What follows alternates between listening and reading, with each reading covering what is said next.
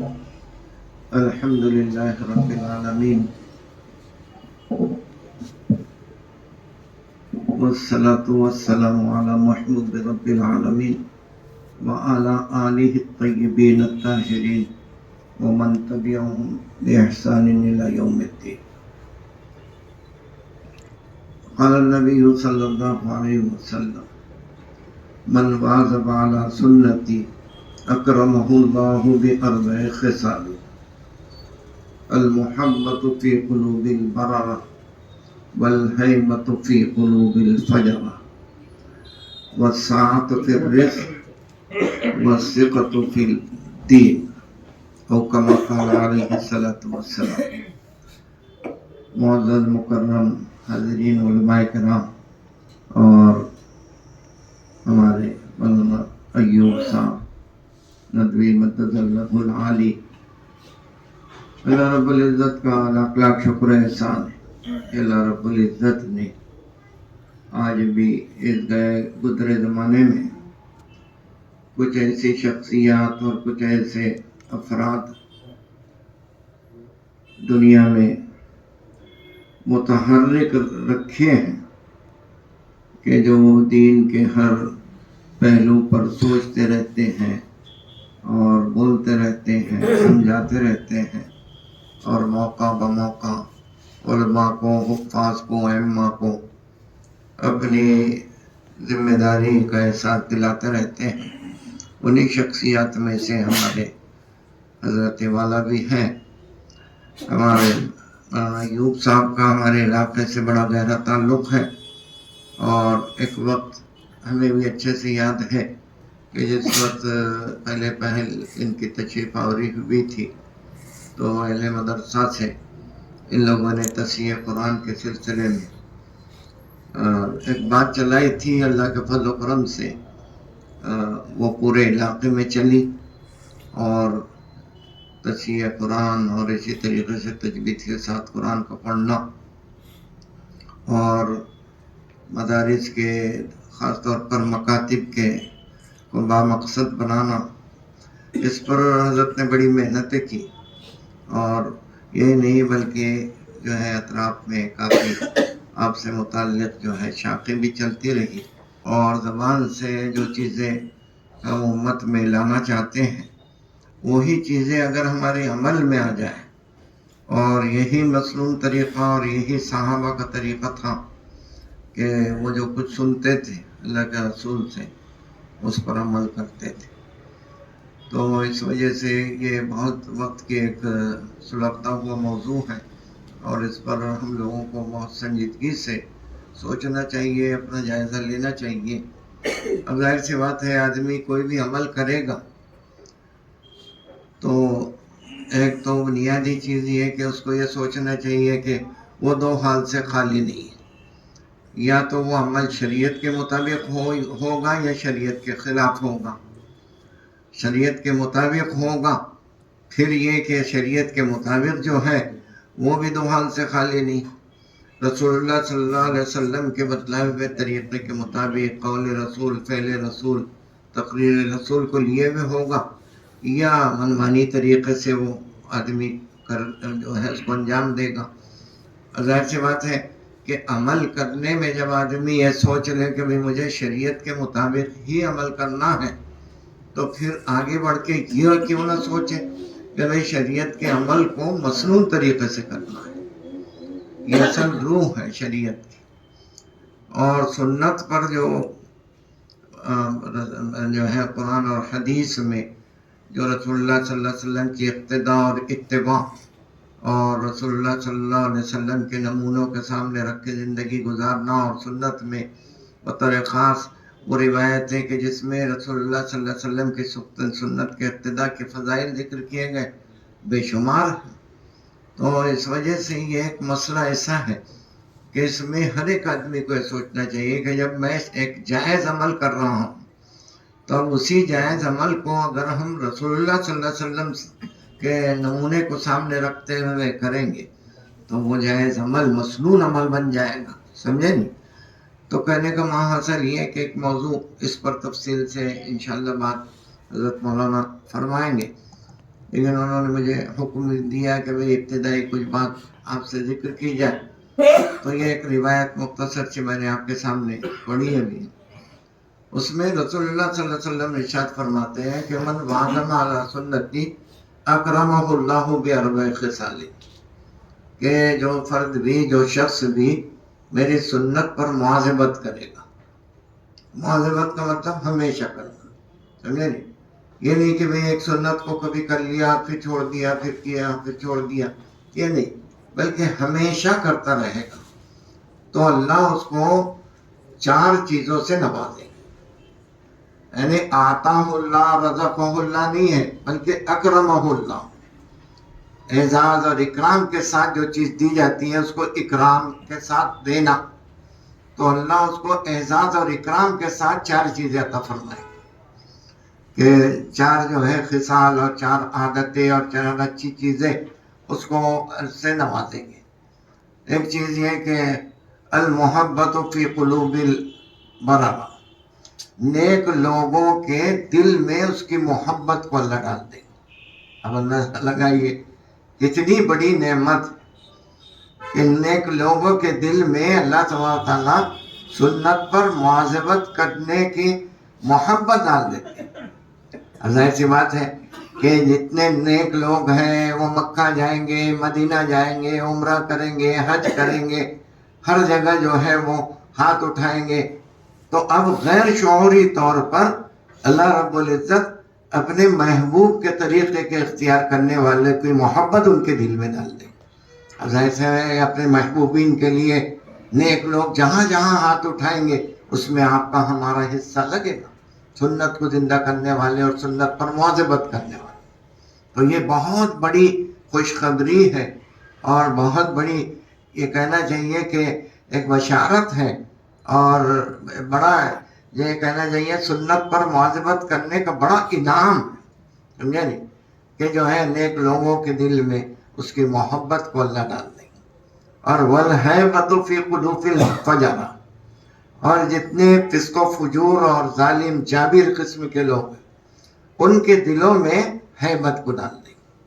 یعنی یہ بھی کتنا بڑا اس وقت کا بڑا مسئلہ ہے کہ آج ظالمہ جابرہ جتنے بھی ہیں وہ نہ صرف جو ہے مخصوص افراد کو، پورے اسلام کو اور مسلمانوں کو مٹانا چاہتے ہیں، سمجھے نہیں؟ تو ہم ان کے قلوب میں اللہ رب العزت ہیبت کو ڈال دیں کہ وہ علماء کے بارے میں نہیں سوچیں گے اور ایسے لوگوں کے بارے میں نہیں سوچیں گے جو سنت پر مواظبت کرتے ہیں. یہ بھی اس زمانے کے اعتبار سے بہت بڑی نعمت اور بہت بڑا تحفظ اور بہت بڑی جو ہے اللہ کی طرف سے جو ہے سنت کے احیاء والوں کے لیے ایک قسم کا ایسا حصار ہے اور ایک ایسی حد بندی ہے کہ جو ہے ظالم جابر جو ہے وہ کبھی سوچیں گے نہیں کہ ان کے مدرسے کو بند کیا جائے یا جو آج کل مسئلے چل رہے یا ان کے جو ہے فلاں کام کو بند کیا جائے. غیر شعوری طور پر اللہ رب العزت جو ہے سنت پر مواظبت کرنے والوں کی ہیبت ان کے دل میں بٹھا دی. سمجھے نہیں سمجھے؟ اب آج کل ہم اپنے تحفظ کے لیے طرح طرح کی جو ہے شکلیں اختیار کرتے اور طرح طرح کی جو ہے باتیں ہم لوگ ذہن میں ہمارے آتی ہے کہ بھئی ہم اپنے اداروں کا تحفظ کیسے کریں گے، بڑی شخصیات کا تحفظ کیسے کریں گے، دین اور دین والوں کے تحفظ کے کیا شکلیں بنے گی. تو ذہن میں رکھیے سنت پر مواظبت یہ ایک ایسی جو ہے ایسا عمل ہے کہ جو ہے غیر شعوری طور پر اللہ رب العزت اس کے اثرات مرتب کرتے ہیں. ایک بات یہاں بھی ہے کہ ذہن میں رکھیے کہ جو ہے دنیا میں جتنی لوگوں کی زندگیاں بطور نمونہ پیش کی گئی ہیں اس میں رسول اللہ صلی اللہ علیہ وسلم کی زندگی ایسی ہے کہ اس میں اللہ رب العزت نے تأثر رکھا، سمجھیں گے کہ آپ اگر کبھی سنت کو اختیار کریں گے تو غیر شعوری طور پر اس کے اثرات مرتب ہوں گے. آپ کے متعلقین پر اثرات مرتب ہوں گے، آپ کے متبعین پر اثرات مرتب ہوں گے، آپ کے خاندان والوں پر اثرات مرتب ہوں گے، مرد اور عورتوں پر اثرات مرتب ہوں گے. اس لیے کہ رسول اللہ صلی اللہ علیہ وسلم کی زندگی کو نمونہ بنایا. اور ظاہر سی بات ہے نمونے میں جتنی خوبیاں ہو سکتی ہیں آدمی اس کی کوشش کرتا ہے کہ بھئی یہ بطور نمونہ ایک چیز بنائی جا رہی ہے تو ساری خوبیاں اس میں. چنانچہ اللہ رب العزت نے رسول اللہ صلی اللہ علیہ وسلم کو جتنی خوبیاں ہو سکتی تھی انسان کی وہ تمام خوبیوں سے آراستہ پاراستہ کر کے پوری انسانیت کے سامنے بطور نمونہ پیش فرمایا. سمجھے نہیں؟ تو کہنے کا مقصد یہ کہ رسول اللہ صلی اللہ علیہ وسلم کی سنتوں میں تاثر ہے، دوسروں کو متاثر کرنا. سمجھے نہیں؟ یہ ایک چیز اللہ کے رسول کی زندگی میں ہے، اور اس کو جتنے جو ہے ہم لوگ اختیار کرتے جائیں گے یہ اثرات مرتب ہوں. تو دو چیزیں ہوں گی. تیسری چیز فرمایا کہ وسعت و پھر رزق. اب اندازہ لگا یہ ایک چیز بڑی عجیب ہے کہ رزق میں وسعت اللہ تبارک تعالیٰ عطا فرمائے. ہم رسول اللہ صلی اللہ علیہ وسلم کی سنتوں کو میں تو اکثر کہا کرتا ہوں کہ یہ دنیا دار قسم کے لوگ اپنے دنیا کے بڑھانے میں اور رزق کے بڑھانے میں اور دن رات جو ہے کیے ہوئے ہیں. ان کو یہ پتہ نہیں کہ بھئی یہ سنتوں کو اگر ہم اختیار کریں گے، مواظبت کریں گے، ہمیشہ سنتوں کو اختیار کرتے رہیں گے، اپناتے رہیں گے، تو اللہ رزق میں بھی جو ہے وسعت عطا فرمائیں گے. سمجھے نہیں؟ تو مطلب یہ کہ رزق کا مسئلہ بھی سنت سے متعلق ہے. سمجھے نہیں؟ تو یہ ایک چیز معاشرے میں عام کرنے کی. سمجھے نہیں؟ حصول رزق اور وسعت رزق، اس کے لیے ہر ایک آدمی لگا ہوا ہے صبح سے شام تک اور شام سے صبح تک. رات میں خواب بھی اگر دیکھ رہا تو وہ بھی اسی سے متعلق دیکھ رہا. سمجھے نہیں؟ تو یہ اس کا مسئلہ یہ کہ بھئی جو چیز اہمیت والی ہے اس کی اہمیت کو اور اس کی فضیلت پر دنیاوی قسم کے لوگ سوچتے رہتے ہیں کہ بھئی کیسا جو ہے ہم جو ہے اپنے مسئلوں کے رزق جو ہے بچوں کے رزق کا مسئلہ حل کریں گے، اور کیسا ہم اپنے بھائیوں کے اور بیٹیوں کے ان کے سامنے یہ بات رکھی جائے کہ رسول اللہ کی سنتوں پر مواظبت کرو، ہمیشہ سنت اختیار کرتے رہو، اللہ جو ہے رزق میں تنگی جو ہے اس کو ختم کر دیں گے اور وہ ساتھ عطا فرمائے. اور چوتھی چیز فرمائی والثقۃ فی الدین. یہ بھی بہت عجیب چیز ہے. دین میں اعتماد. سمجھے نہیں؟ نماز پڑھ رہا ہے لیکن اس کے نماز پر کوئی اس کو بھروسہ نہیں. سمجھے نہیں؟ روزہ رکھ رہا، زکوٰۃ دے رہا، حج پہ حج کرے جا رہا، عمرے پہ عمرے کرے جا رہا، لیکن اپنے نیک عمل اور اپنے دینی اعمال پر کوئی اس کو اعتماد، بھروسہ اور یہ کہ بھئی واقعی ایک عجیبی چیز ہے اور میں نے کر لیا اور مجھے اطمینان قلب ہے، یہ اس کو حاصل نہیں. تو دینی چیزوں میں اعتماد، بھروسہ اور اس پر جو ہے آدمی کے قلبی سکون، یہ چیز بھی ملے گی کائے پر؟ سنت پر مواظبت کرنے پر. سمجھا نہیں سر؟ یہ چار چیزوں سے اللہ اکرام فرماتے، اعزاز فرماتے. سمجھا نہیں؟ اکرمہ اللہ کا مطلب یہ اللہ اعزاز اور اکرام کے ساتھ یہ چیزیں دیتے ہیں. سمجھے نہیں سمجھے؟ یہ بہت بڑی جو ہے خوشی کی بات ہے، اور بڑی جو ہے چار بڑی نعمتوں کے ملنے کے سلسلے میں جو ہے اللہ کے رسول نے ارشاد فرمایا. ایک بات کہہ کے ہم حضرت سے گزارش کریں گے، تفصیل سے انشاءاللہ وہ بات ذکر کریں گے کہ دیکھیے سنتوں کا جب لفظ بولا جاتا ہے تو ہمارے سامنے آئیے اشرف صاحب ادھر آ جائیں.